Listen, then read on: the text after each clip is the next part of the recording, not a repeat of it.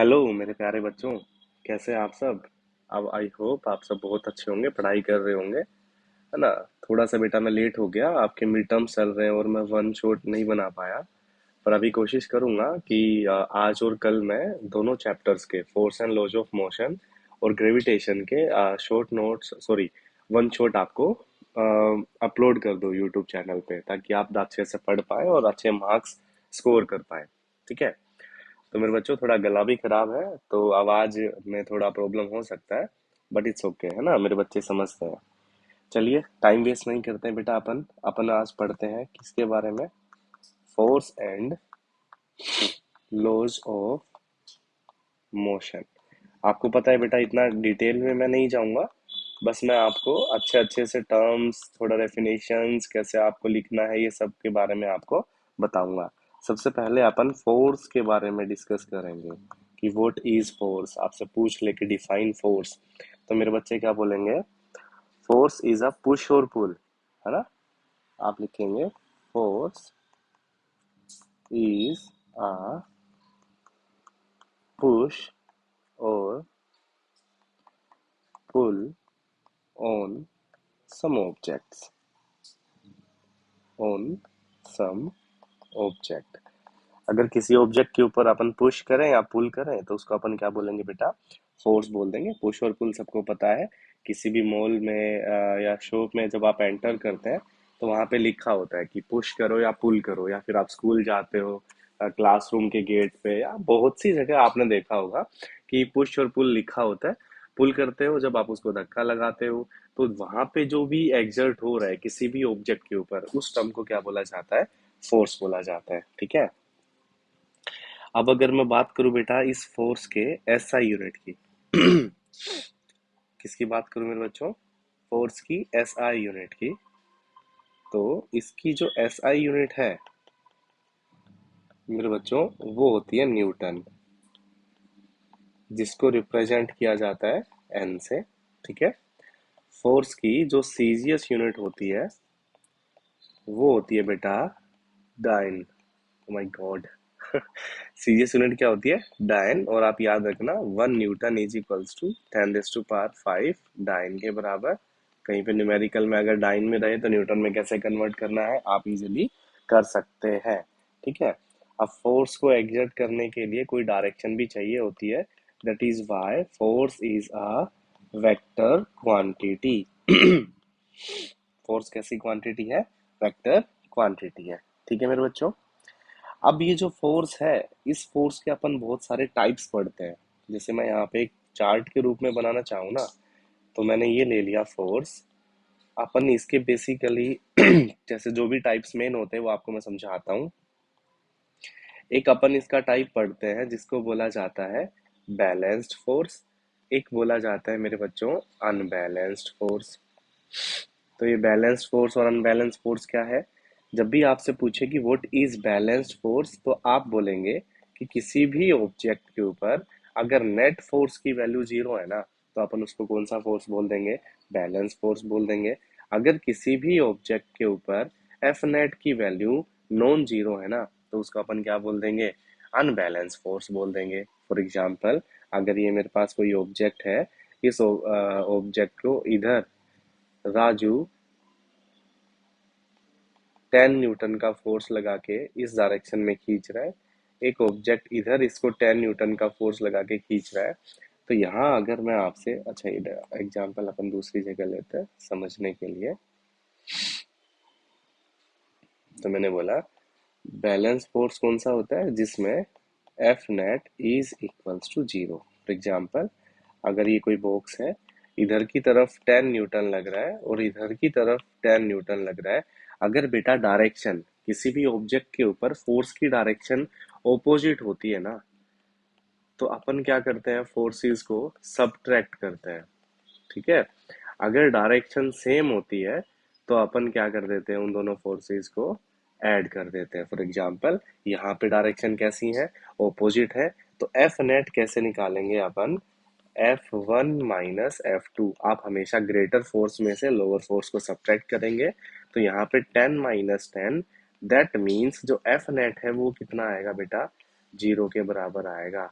इसका मतलब क्या है, अगर ये ऑब्जेक्ट रेस्ट पे है तो वो किस पे रहेगा, रेस्ट पे रहेगा। अगर ये ऑब्जेक्ट मोशन में है तो वो किस में रहेगा, मोशन में रहेगा। दैट मीन्स बैलेंस्ड फोर्स है ना, ये जो बैलेंस फोर्स है ये ऑब्जेक्ट की स्टेट को चेंज नहीं कर सकता है, स्टेट को चेंज नहीं कर सकता है। अगर वो रेस्ट पे था तो रेस्ट पे ही रहेगा, अगर वो मोशन में है वो मोशन में ही रहेगा। कब, जब उसके ऊपर बैलेंस फोर्स एग्जर्ट करेगा। अब अगर मैं बात कर लूँ नॉन बैलेंस फोर्स की, या सॉरी अनबैलेंस फोर्स की, तो अनबैलेंस फोर्स अपन कैसे डिफाइन करेंगे, वही एग्जाम्पल, इधर की तरफ 50 न्यूटन का फोर्स एक्सर्ट कर रहा है, इधर 30 न्यूटन का फोर्स एक्सर्ट कर रहा है।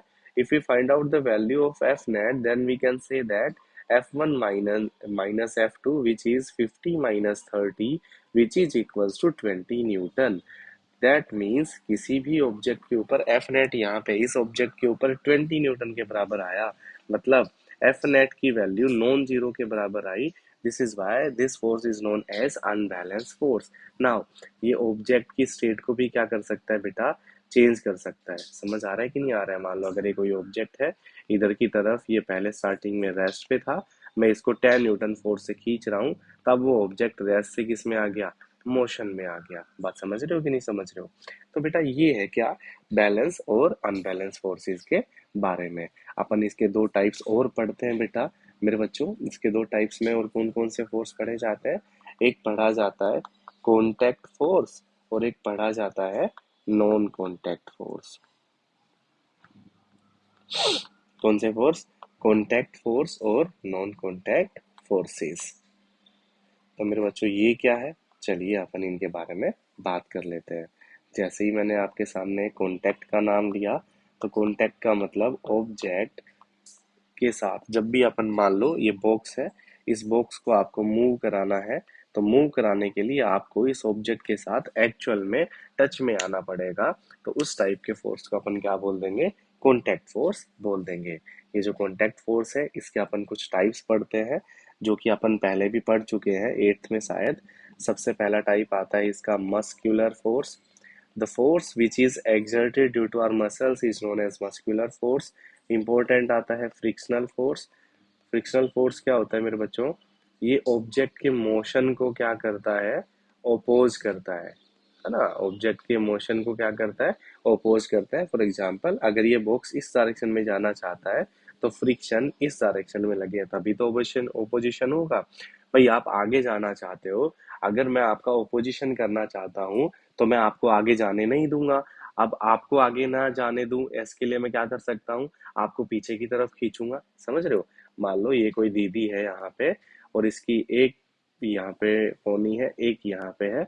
आप, एक बंदा यहाँ से इसको खींच रहा है और एक बंदा यहाँ से इसको खींच रहा है।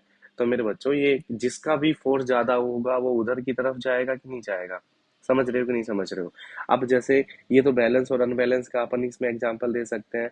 मान लो ये सरफेस के ऊपर ऑब्जेक्ट रखा है, मैंने 50 न्यूटन का फोर्स एक्सर्ट कर दिया, तो बेटा फ्रिक्शनल फोर्स इस डायरेक्शन में एक्सर्ट करेगा। बात समझ में आ रही है कि नहीं आ रही है। तो ये किसके बारे में था, कॉन्टैक्ट फोर्स का एक टाइप है, बहुत इंपॉर्टेंट टाइप है। एक अपन नॉर्मल फोर्स के बारे में भी बात करते हैं कॉन्टैक्ट फोर्स में। कौन सा फोर्स, नॉर्मल फोर्स। जैसे कि मैं छोटा सा रूप में आपको बता देता हूँ। अगर कोई ऑब्जेक्ट सरफेस के ऊपर रखा जाता है तो वो ऑब्जेक्ट नीचे की तरफ नहीं गिरता है, जबकि अपन बोलते हैं कि ग्रेविटी सबको अपनी तरफ खींच रही है। तो ये ऑब्जेक्ट नीचे की तरफ क्यों नहीं जा रहा है। सबसे पहले अगर ये एम मास का ऑब्जेक्ट है तो मेरे बच्चों इस ऑब्जेक्ट का जो वेट है वो डाउनवर्ड डायरेक्शन में एग्जर्ट करता है। कैसे, weight is equals to mass into acceleration due to gravity। there is a lot of difference between weight and mass, है ना। मैं आपको ग्रेविटेशन चैप्टर में बिल्कुल क्लियर कर दूंगा कि क्या डिफरेंस है वेट और मास के अंदर, ठीक है। तो बेटा जब वो वेट इस ऑब्जेक्ट के ऊपर नीचे की तरफ जा रहे हैं ना, तो ये जो सरफेस है, ये सरफेस इस ऑब्जेक्ट के ऊपर एक फोर्स एक्सर्ट करती है इस डायरेक्शन में, ऐसे परपेंडिकुलरली। तो उस फोर्स को बोला जाता है बेटा नॉर्मल फोर्स। और इस कंडीशन में ये नॉर्मल फोर्स किसको बैलेंस कर ले रहा है, mg को, इसके वेट को बैलेंस कर ले रहा है। इसको बोला जाता है नॉर्मल फोर्स। तो बेटा ये एक्स्ट्रा में था, आपको याद रहे तो ठीक है, वरना आपकी नॉलेज के लिए आप दोबारा से भी वीडियो देख सकते हैं, ठीक है। फिर मेरे बच्चों अपन आए किसके ऊपर, नॉन कॉन्टैक्ट के ऊपर। भाई नॉन कॉन्टैक्ट का मतलब अपने पास एक्चुअल में ऑब्जेक्ट के साथ कोई फिजिकली कॉन्टैक्ट नहीं होगा। जैसे अगर अपन इस बॉल को ऊपर थ्रो कर देते हैं तो ये कुछ हाइट ट्रेवल करके वापस नीचे आना स्टार्ट करती है। अब ऐसा तो नहीं है कि हमने इसको पकड़ के नीचे लेके आए हैं, नहीं ना, ये अपने आप नीचे आया है, मतलब कोई तो फोर्स है जिसको अपनी तरफ अट्रैक्ट कर रहा है। उस फोर्स का नाम क्या है मेरे बच्चों, ग्रेविटेशनल फोर्स। तो gravitational force is an example of non contact force. Second आता है बेटा इसके अंदर मैग्नेटिक फोर्स। आप सबको पता है मैग्नेटिक फोर्स क्या होता है बेटा। जैसे कि अपन दो मैग्नेट्स को पास में रख देते हैं, तो अब यहाँ पे मान लो ये मेरे पास एक बार मैग्नेट है, इधर उसका नॉर्थ इधर साउथ, यहाँ पे मैंने नॉर्थ यहाँ पे साउथ एक और बार मैग्नेट लग किया। तो ये जो मैग्नेट एक दूसरे को जिस फोर्स से अट्रैक्ट करते हैं ना, उस फोर्स को बोला जाता है मैग्नेटिक फोर्स। थर्ड आता है बेटा electrostatic force.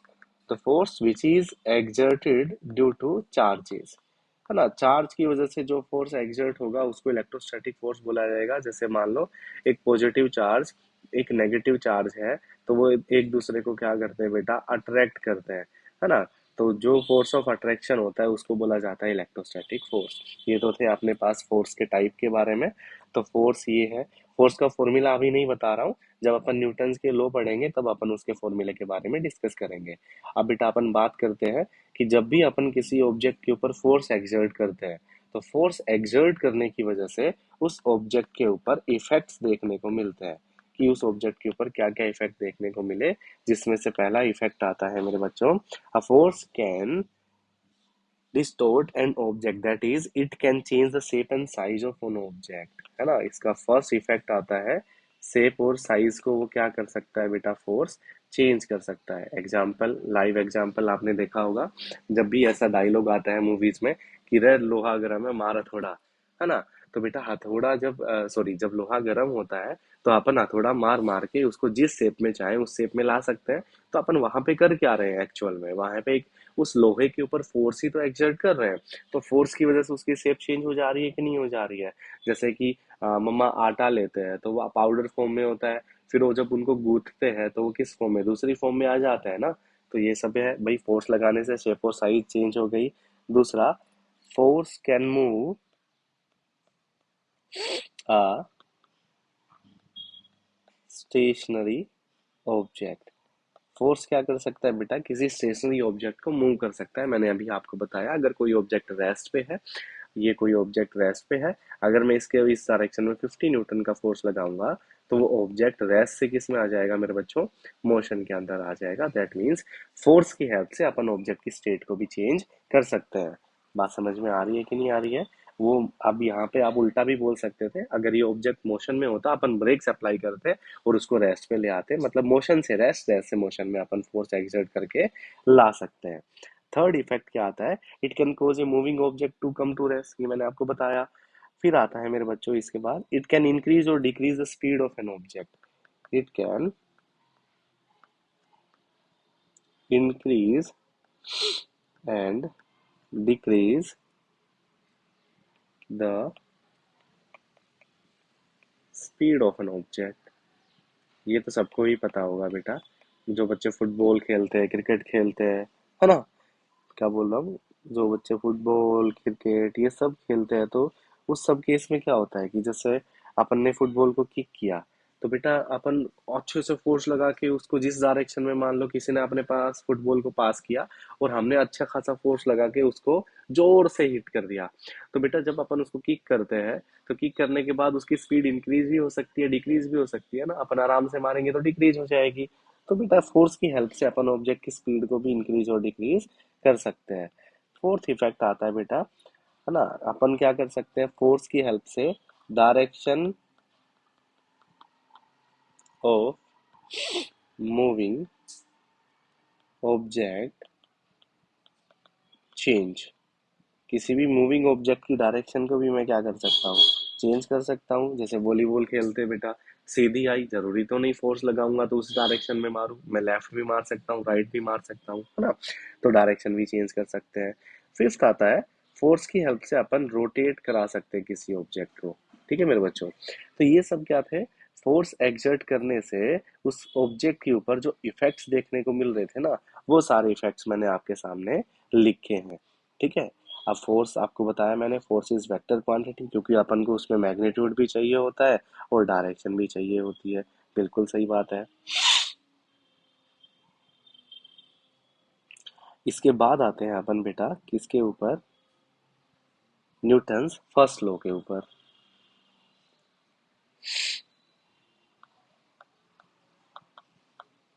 Newton's first law मैं आपको बता दूं, न्यूटन ने तीन लॉज दिए थे बेटा मोशन के, जिसमें से फर्स्ट लॉ आता है। तो फर्स्ट लॉ को डिफाइन कैसे करेंगे मेरे बच्चों, एवरी ऑब्जेक्ट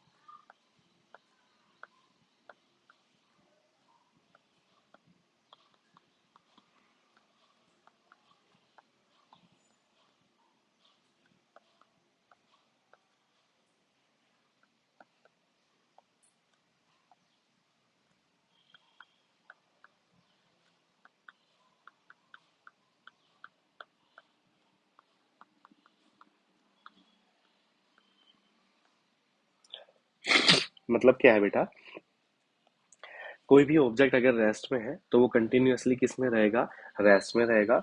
अगर कोई ऑब्जेक्ट मोशन में है तो वो कंटिन्यूअसली किस में रहेगा, मोशन में रहेगा, जब तक अपन उसके ऊपर एक एक्सटर्नल अनबैलेंस फोर्स अप्लाई ना कर दे। यहाँ पे बेटा मैंने स्पेसिफिकली एक वर्ड यूज किया है, अनबैलेंस फोर्स। अपन ने जब बैलेंस और अनबैलेंस के बारे में पढ़ा था तब मैंने आपको क्लियर किया था कि बैलेंस फोर्स किसी भी ऑब्जेक्ट की स्टेट को चेंज नहीं कर सकता है, अनबैलेंस फोर्स किसी भी ऑब्जेक्ट की स्टेट को क्या कर सकता है मेरे बच्चों, चेंज कर सकता है। ये अपन ने किसके बारे में पढ़ा था, अनबैलेंस फोर्स के बारे में। तो न्यूटन के फर्स्ट लॉ ने क्या बताया, अगर कोई ऑब्जेक्ट रेस्ट पे है तो वो रेस्ट पे ही रहेगा, मोशन में है तो वो मोशन में ही रहेगा। फॉर एग्जाम्पल अगर यहाँ पे ये एक बोतल रखी हुई है ये टेबल के ऊपर, तो बेटा ये कब तक टेबल के ऊपर ही रखी रहेगी, जब तक कि आप इसके ऊपर ऊपर कोई हुई फोर्स एक्सर्ट ना कर दो, है ना। This is called Newton's first law of motion. और आपकी सहूलियत के लिए मैं बता दूं आपको, इसको अपन लॉ ऑफ इनर्शिया भी बोलते हैं। क्या बोलते हैं मेरे बच्चों, लॉ ऑफ इनर्शिया। बहुत इंपॉर्टेंट टर्म है, क्वेश्चन आते हैं इससे। तो क्या होता है ये लॉ ऑफ इनर्शिया, चलो सीखते हैं। या इनर्शिया क्या होता है बेटा,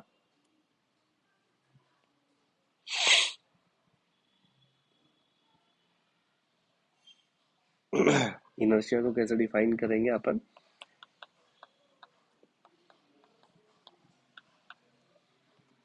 देखो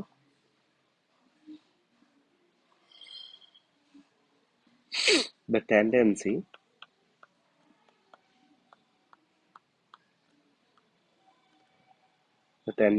of an object to resist any attempt to change its velocity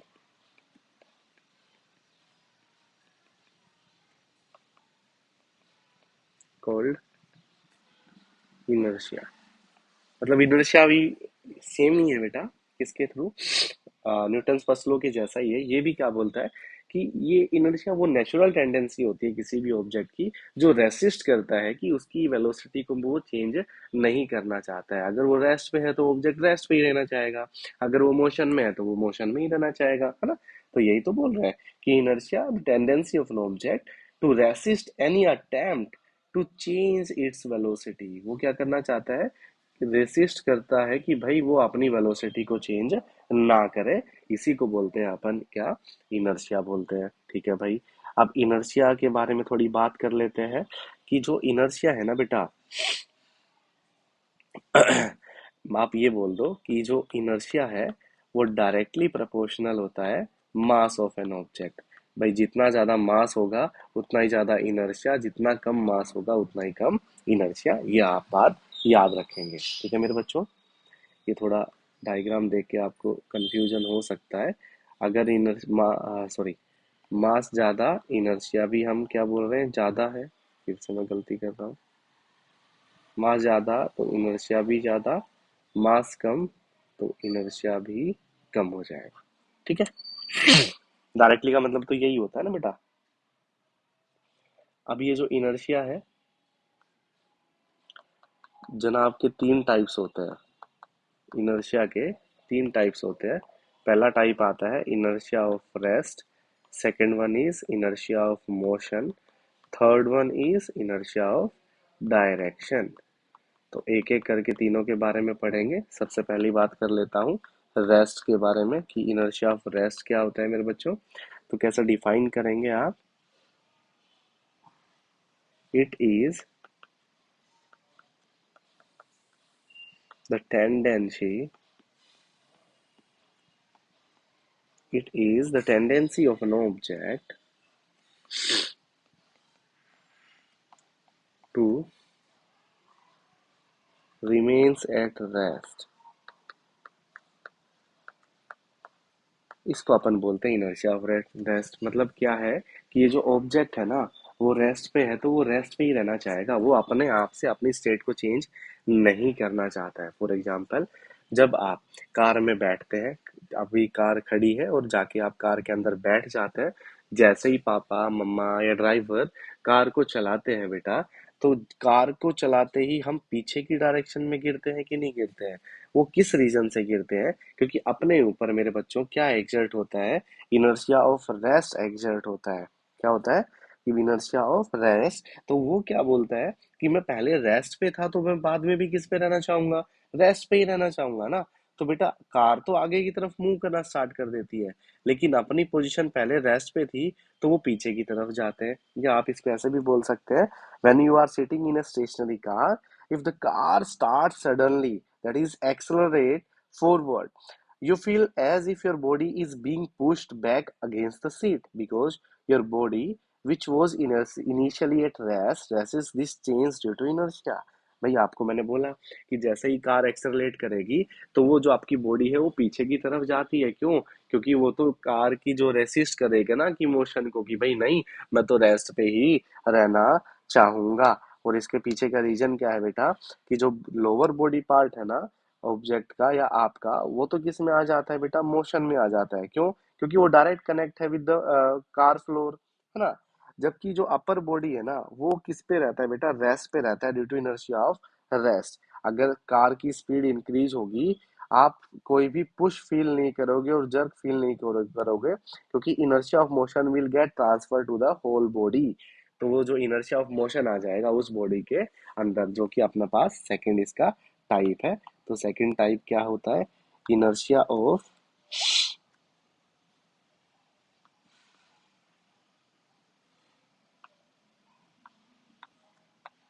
inertia of motion. क्या होता है इनर्शिया ऑफ मोशन? चलो डिफाइन कर दें। It is the tendency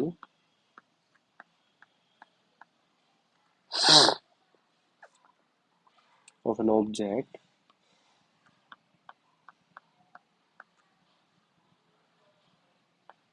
to remains in the state of uniform motion. मतलब क्या है? अब बेटा यहाँ पे क्या होगा कि ऑब्जेक्ट क्या चाहता है कि वो अगर यूनिफॉर्म मोशन में है तो बाद में भी वो यूनिफॉर्म मोशन में ही रहे। या मतलब वो टेंडेंसी जो ऑब्जेक्ट की स्टेट ऑफ मोशन को रेसिस्ट करेगा, मतलब वो मोशन से रेस्ट पे जाने ही नहीं देगा। जैसे कि अपन कार में जाते हैं, बस में जाते हैं, तो बेटा जब बस चल रही होती है, कार चल रही होती है तो कोई दिक्कत ही नहीं है।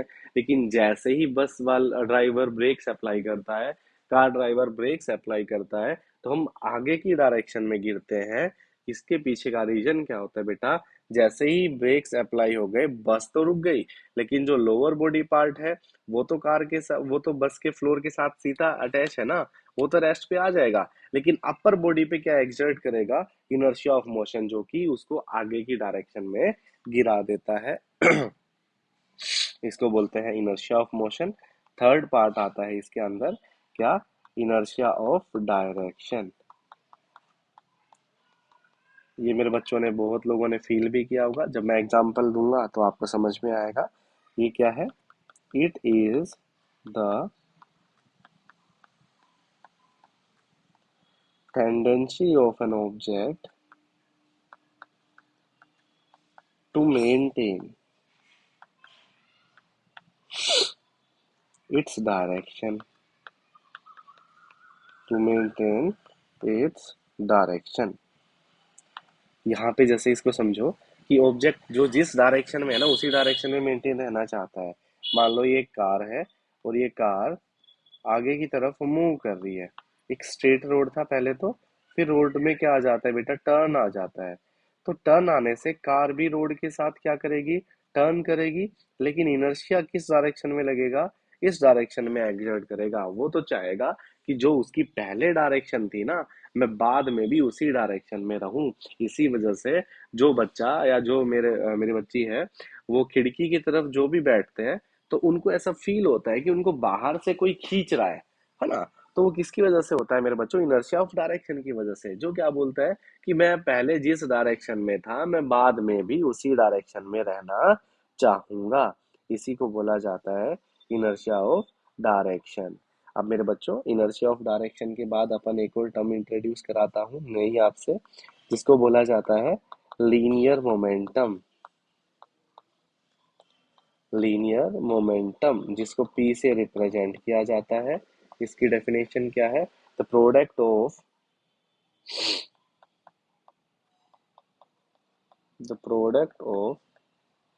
मास एंड वेलोसिटी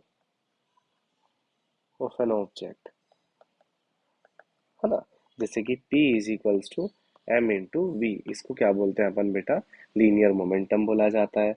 अगर मैं इसकी एसआई यूनिट की बात कर लूँ तो एसआई यूनिट इसकी क्या हो जाएगी बेटा, किलोग्राम मीटर पर सेकेंड। क्योंकि यहाँ पे वी क्या है, वी है velocity of an object, velocity of object. M क्या है मेरे बच्चों, मास ऑफ ऑब्जेक्ट।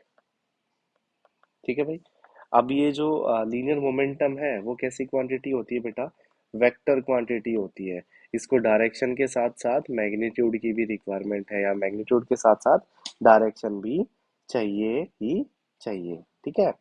अब आप यहाँ से देख पा रहे हो कि ये जो लीनियर मोमेंटम है ना बेटा, वो डायरेक्टली प्रोपोर्शनल है ऑब्जेक्ट के मास के साथ।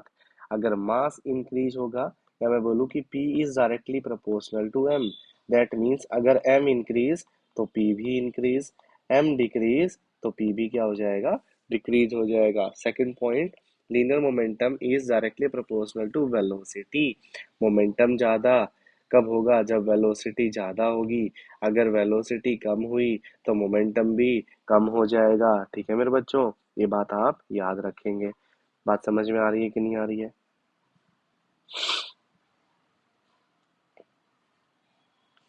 अब मेरे बच्चों, इसके बाद आते हैं अपन किसके ऊपर, Newton's second law of motion.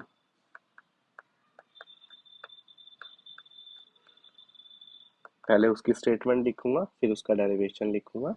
तो क्या है डेरिवेशन, स्टेटमेंट बेटा,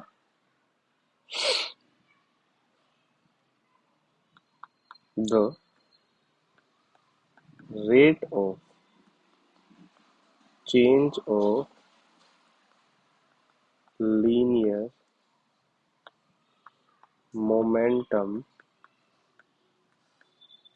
of a body is directly proportional to the applied force and take place in the direction in which the force acts। ठीक है मेरे बच्चों, मतलब क्या हुआ कि ये जो फोर्स है ना, वो फोर्स डायरेक्टली प्रोपोर्शनल है rate of change of linear momentum.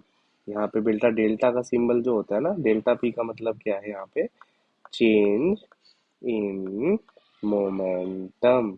तो चेंज इन मोमेंटम कैसे निकालेंगे किसी भी बॉडी का, चलो मैं आपको सिखाता हूँ। मान लो ये कोई एम मास का ऑब्जेक्ट है, वो कोई यू वेलोसिटी से मूव कर रहा है। ठीक है, किस वेलोसिटी से मूव कर रहा है मेरे बच्चों, यू वेलोसिटी से मूव कर रहा है। अब मैं क्या करता हूँ, इस ऑब्जेक्ट के ऊपर एक फोर्स अप्लाई कर देता हूँ। तो जैसे ही मैंने फोर्स अप्लाई किया ना, तो ये एम मास का ऑब्जेक्ट वी वेलोसिटी से मूव करना स्टार्ट कर दिया। और उस ये सारा खेल टी टाइम के अंदर हुआ। समझ रहे हो कि नहीं समझ रहे हो? तो अगर मैं इस ऑब्जेक्ट का इनिशियल मोमेंटम निकालूं, क्या निकालूं, इनिशियल मोमेंटम, जिसको मैं पी आई से रिप्रेजेंट कर रहा हूँ, वो क्या आ जाएगा बेटा, mass into velocity. Initial mass उसका m है, वेलोसिटी क्या है, u है। अगर मैं उस ऑब्जेक्ट का फाइनल मोमेंटम निकालूं, क्या निकालूं, फाइनल मोमेंटम, जिसको अपन पी एफ से रिप्रेजेंट करते हैं, वो क्या हो जाएगा बेटा, m इंटू बी हो जाएगा। अगर मेरे को चेंज इन मोमेंटम चाहिए, चेंज इन मोमेंटम, तो चेंज इन मोमेंटम क्या होता है बेटा, डेल्टा पी। डेल्टा पी का मतलब जो फाइनल मोमेंटम है, उसको इनिशियल मोमेंटम से सब्ट्रैक्ट कर दीजिए। तो delta P is equals to M we minus M U. Delta P is equals to M common V minus U. तो मेरे पास चेंज इन मोमेंटम आ गया। आपको पता है, सेकेंड लॉ ने बताया कि जो फोर्स है वो डायरेक्टली प्रोपोर्शनल है rate of change of linear momentum. तो बेटा न्यूटन जी ने प्रोपोर्शनलिटी के साइन को हटाने के लिए एक कांस्टेंट का यूज किया, विच इज नोन एज के डेल्टा पी बाय टी। बाद में देखा कि वहां पे, यहाँ पे जो के है उसका कोई भी रोल नहीं है। के क्या है, एक कांस्टेंट है। अगर मैं इसकी वैल्यू वन मान लेते हैं अपन, तो बेटा फोर्स की वैल्यू आएगी डेल्टा पी बाय टी। अभी अभी डेल्टा पी की वैल्यू निकाली आपने, m we minus u by t. मेरे बच्चों, एक बहुत इंपॉर्टेंट फॉर्मूला बन के आया फोर्स का, m we minus u by t. यहाँ पे एम तो मास ऑफ ऑब्जेक्ट है, वी क्या है बेटा, यहाँ पे फाइनल वेलोसिटी है किसी भी ऑब्जेक्ट की। जिस बच्चे को यूवी के बारे में नहीं पता है, वो मेरा जाके लेक्चर देखे मोशन चैप्टर का, उसको बिल्कुल क्लियर हो जाएगा। यू क्या है मेरे बच्चों, ऑब्जेक्ट की इनिशियल वेलोसिटी है। टाइम आपको पता है टी होता है। और अगर मेरे बच्चों को नहीं पता, तो मैं एक बात बता दूं कि एक्सलरेशन होता है rate of change of velocity. Acceleration is rate of change of velocity. तो from this equation we can say that F is equals to mass into acceleration. Most important formula, F is equals to mass into acceleration. बात समझ में आई कि नहीं आई? ये बेटा आपके पास Newton second law होता है।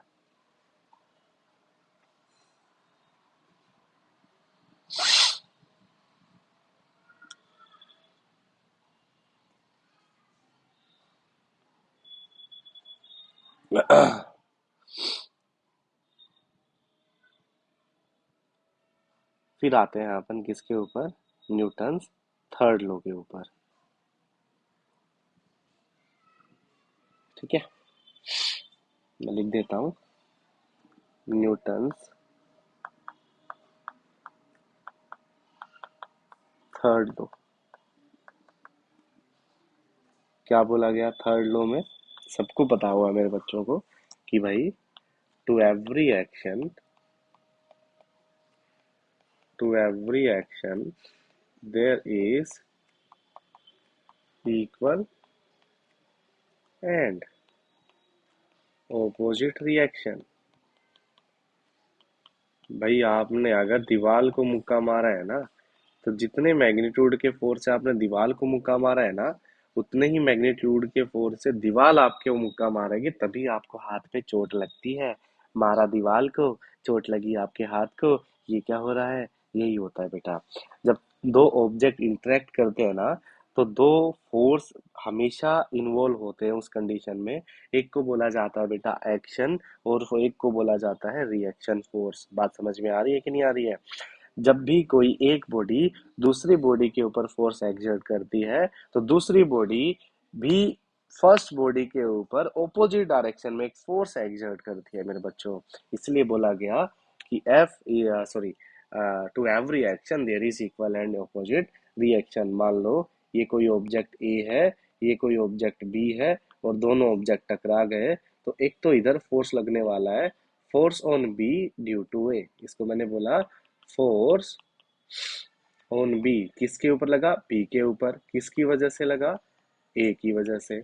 इसके ऊपर एक फोर्स लगेगा, force on A due to b. इसको क्या बोलोगे आप मेरे बच्चों? Force on A due to b. अब मेरे बच्चों यहाँ पे आप ये बोल सकते हो कि F of A B is equals to F of B A, लेकिन ऑपोजिट डायरेक्शन में। This negative sign shows that कि ये दोनों एक दूसरे के ऑपोजिट डायरेक्शन में एग्जर्ट करते हैं। मेरे बच्चों याद रखना हमेशा कि कभी भी ये दोनों फोर्सेस एक दूसरे को कैंसिल आउट नहीं कर सकते हैं। ठीक है? याद रहेगा। आपसे पूछ ले कि ये कहाँ यूज किया जाता है, तो रॉकेट प्रोपोर्शनल में भी आपसे पूछा जाता है कि कौन सा लो होता है बेटा, थर्ड लो ही होता है। तो आप ऐसा भी बोल सकते हैं। ठीक है? फिर मेरे बच्चों के पता नहीं कंजर्वेशन ऑफ मोमेंटम है कि नहीं है। है तो पढ़ लो, नहीं है तो स्किप कर देना। तो लास्ट टॉपिक आता है मेरे बच्चों, जिसको बोला गया conservation of linear momentum. I think बेटा नहीं है एनसीईआरटी में। ये ओलंपियाड के लिए पढ़ा रहा हूँ। जो बच्चा ओलंपियाड के लिए प्रिपेयर कर रहा है तो वो ध्यान से सुन लेगा, देख लेगा, डेरिवेशन करवाने वाला हूँ। ये क्या होता है बेटा, इसकी स्टेटमेंट क्या है कि when the net external force on a system of object is zero, the total momentum of the system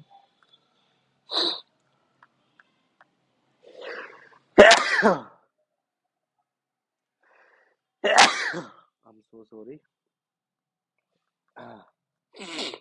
remains constant। मतलब इफ एफ एक्सटर्नल, बाहर से अपन किसी ऑब्जेक्ट के ऊपर फोर्स ना लगाए, तो जो इनिशियल मोमेंटम होगा ना मेरे बच्चों, वो किसके बराबर हो जाएगा? फाइनल मोमेंटम के बराबर हो जाएगा। कैसे होता है चलो सीखते हैं, सिखाता हूँ मैं आपको।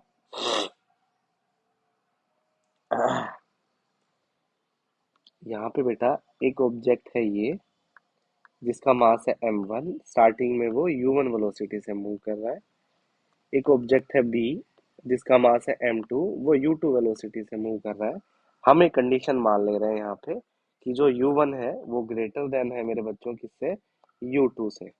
तो जब u1 ग्रेटर देन है u2 से, तो कुछ टाइम के बाद जो ए ऑब्जेक्ट है वो बी से टकरा जाएगा। तो टकरा जाएगा का मतलब क्या है कि वो दोनों ऐसे हो जाएंगे मेरे बच्चों, ये m1, ये m2 वाला। तो अभी बताया है मैंने आपको कि जब भी दो ऑब्जेक्ट टकराते हैं, ये ए है ये बी है, तो ए वाला इसके ऊपर फोर्स एक्सर्ट करेगा जिस which is known as F B A, और बी वाला ए के ऊपर फोर्स एक्सर्ट करेगा which is known as F A B. Force on B due to A, force on A due to B. तो मतलब ये वाली जो सिचुएशन हो गई ना, ये कब की है? Before collision. कोलिजन होने से पहले। ये कंडीशन है आफ्टर कोलिजन। जब कोलिजन हो चुका तब की कंडीशन है। फिर मेरे बच्चों क्या आएगा कि जो ए m1 ऑब्जेक्ट है वो v1 से मूव कर दिया, m2 ऑब्जेक्ट है वो v2 से मूव कर दिया। बात समझ आ रही है? सॉरी, ये ड्यूरिंग कोलिजन था, ये क्या है, ड्यूरिंग कोलिजन, और ये है मेरे पास मेरे बच्चों आफ्टर कोलिजन। ठीक है, तो यहाँ पे आप मेरे को कुछ बातें बताओ। अगर मैं इस सिचुएशन की बात करूं, बिफोर कोलिजन की बात करूं, तो जो इनिशियल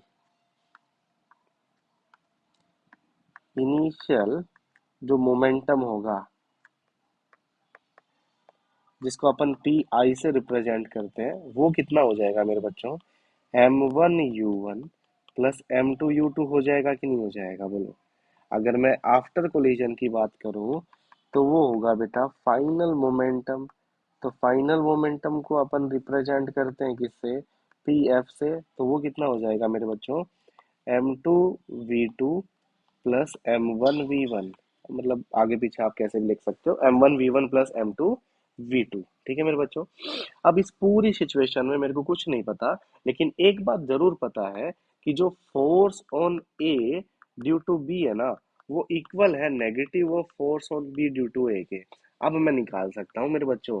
तो अगर मैं force on A due to b निकालना चाहूँ, तो मेरे बच्चों मैंने फोर्स का फॉर्मूला बताया, m we minus u by t. अब बेटा फोर्स किसके ऊपर एग्जर्ट हो रहा है, फर्स्ट ऑब्जेक्ट के ऊपर, तो mass of first, velocity of first, initial velocity first upon time as it is, F B A क्या आ जाएगा, सेकंड के ऊपर एग्जर्ट हो रहा है, तो mass of second, velocity second, initial second upon time, दोनों की वैल्यू इस इक्वेशन वन में पुट कर दो।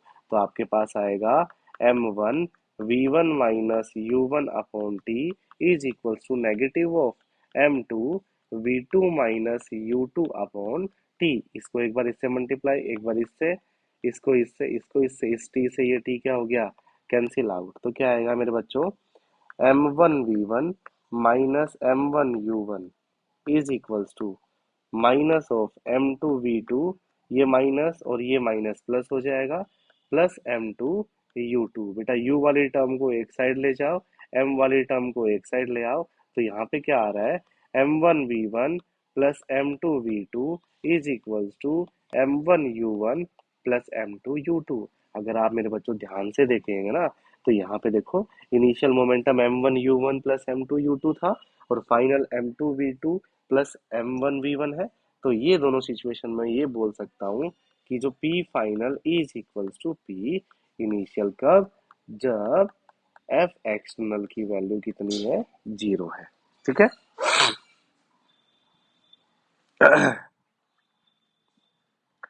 तो मेरे बच्चों इसमें अपन एक और केस पढ़ते हैं, जिसको रिकॉइलिंग वेलोसिटी ऑफ गन बोला जाता है। इंपॉर्टेंट केस है, ओलंपियाड में पूछ लिया जाता है, वो और कर लो। क्या बोला जाता है, रिकॉइलिंग वेलोसिटी ऑफ गन। मेरे बच्चों को मालूम होगा या देखा होगा या सुना होगा कि जब भी गन से बुलेट फायर की जाती है ना, तो गन भी बेटा ऑपोजिट डायरेक्शन में बहुत जोर से झटका देती है। जैसे कि यहाँ पे मेरे को गन बनानी तो नहीं आती, पर मेरे बच्चों के लिए मैं कोशिश करूंगा बनाने की। ये गन है जिसका मैंने कैपिटल एम मान लिया, क्या, मास ऑफ गन। ठीक है मेरे बच्चों, इसके अंदर एक क्या है, बुलेट है, जिसका स्मॉल एम मास मान लिया है। ये क्या है, मास ऑफ बुलेट। तो मेरे बच्चों जो ये इनिशियल में, अगर मैं इनिशियल स्टेट की बात करूं, तो इनिशियली जो गन है वो किसके ऊपर है बेटा, रेस्ट के ऊपर है। दैट मीन्स जो इनिशियल मोमेंटम होगा वो जीरो होगा। क्यों जीरो होगा, क्योंकि v जीरो है। भाई अपन ने इनिशियल मोमेंटम क्या पढ़ा है, m1u1 प्लस m2u2। भाई मास of gun into velocity of gun, zero. Mass of bullet into velocity of bullet, zero. तो पी इनिशियल तो किसके बराबर आ गया, जीरो के बराबर। पर जैसे ही ये गन फायर हुई, तो ये जो गन है ना, वो इस डायरेक्शन में v वेलोसिटी से गई, तो सॉरी, जो बुलेट है वो आगे की तरफ v वेलोसिटी से गई, और जो गन है वो पीछे की तरफ x वेलोसिटी से गई। और इस x वेलोसिटी को बोला जाता है रिकॉइलिंग वेलोसिटी ऑफ गन, कि कितनी वेलोसिटी से ये जो गन है वो रिकॉइल करी, वो निकालना है। तो मेरे बच्चों पहले आप मेरे को बताओ, क्या यहाँ से p फाइनल अपन निकाल सकते हैं। पी फाइनल हुआ m1v1 plus m2 v2। m1 का मतलब mass of gun into velocity of gun plus mass of bullet into velocity of bullet. अब अपन ने पढ़ा है कि p i is equals to p f, that means zero is equals to m into x plus m into v। So m into x is equals to negative of m into v। So from here we can say that negative of mv by m, this is known as recoiling velocity of gun, and this negative sign represent that gun will move in opposite direction to the bullet। ठीक है। तो मेरे बच्चों ये था अपना one shot force and laws of motion का। I hope आप सबको क्लियर हो गया होगी चीजें। तो सबसे ज्यादा इंपॉर्टेंट बेटा न्यूटन सेकंड लॉ आपसे डिराइव भी करवा लेता है। लीनियर मोमेंटम पे भी न्यूमेरिकल्स आते हैं। सेकंड लॉ के ये दोनों फॉर्मूला बहुत इंपॉर्टेंट है बेटा। मेरे बच्चों पढ़ते रहिए मेरे साथ, ऐसे ही मैं आपके लिए वन शॉट बनाता रहूंगा। जितना अच्छा रिस्पॉन्स मिलेगा मैं अच्छी अच्छी चीजें कराता रहूंगा। तो चलिए तब तक के लिए bye bye, tata, take care.